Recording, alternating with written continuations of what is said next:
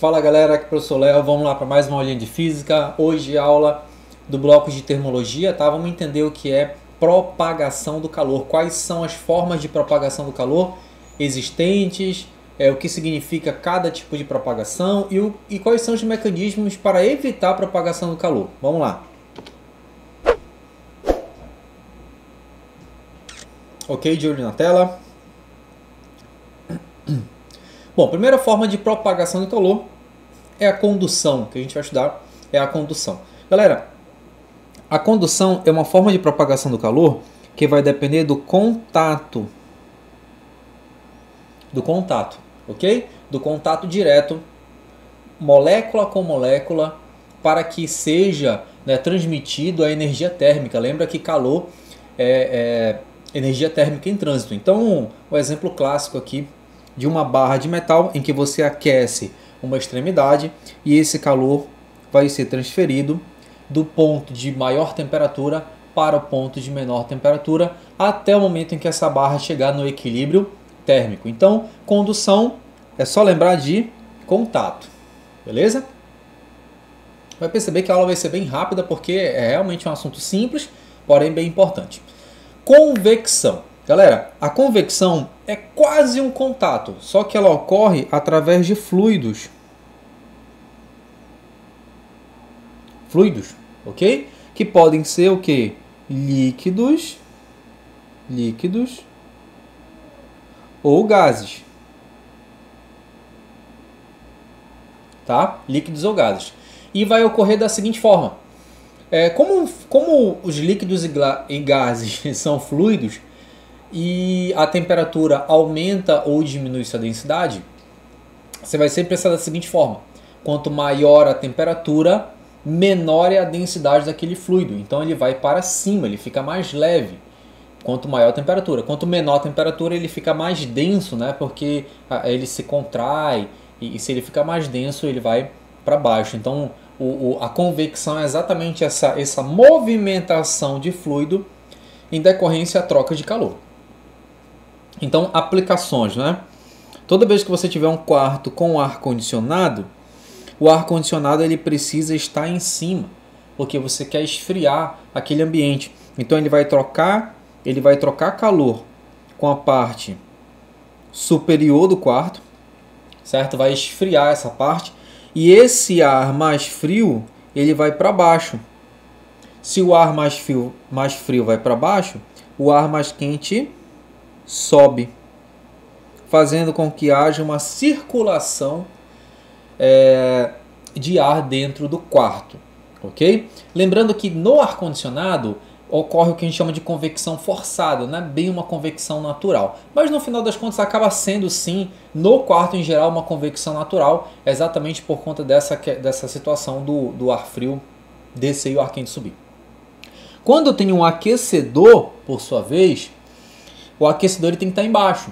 Por quê? O aquecedor, como o ar mais frio fica embaixo, né? Ele vai aquecer essa camada de ar mais fria, certo? E essa camada de ar que ficou agora quente, ela vai subir. A parte fria que está em cima,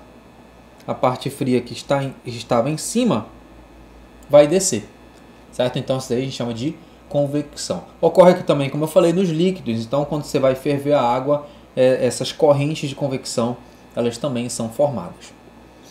Ok? Aí, convecção. Então, convecção, você lembra de quê? De fluidos, líquidos ou gases. O ar mais quente sobe e o mais frio desce. Irradiação. Galera, irradiação vai ocorrer através... Eu vou colocar assim, ondas eletromagnéticas, tá? Ondas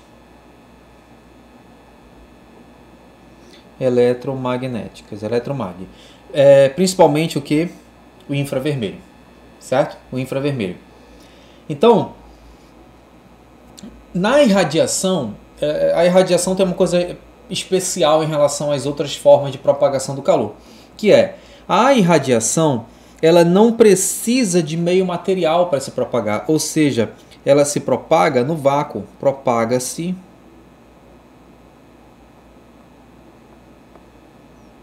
no vácuo.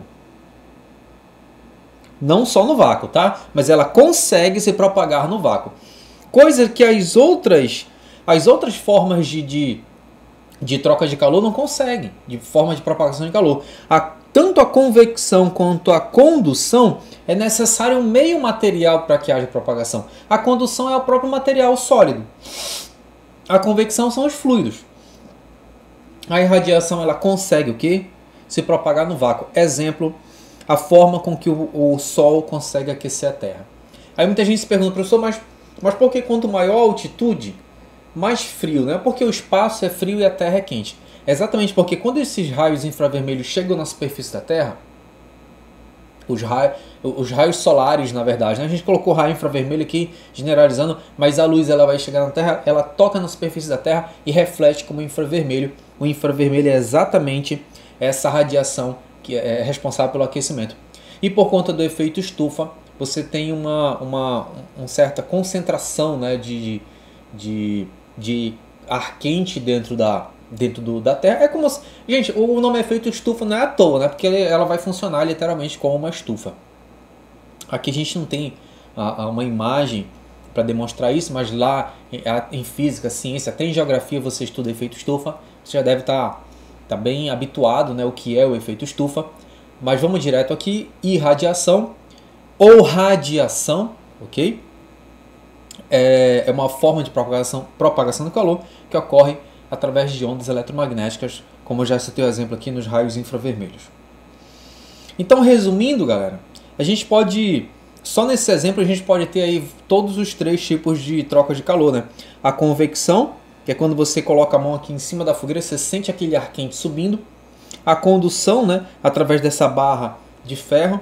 E a irradiação, você próximo à fogueira você consegue sentir o calor, né? Isso daí é por ondas, aqui no caso é infravermelho.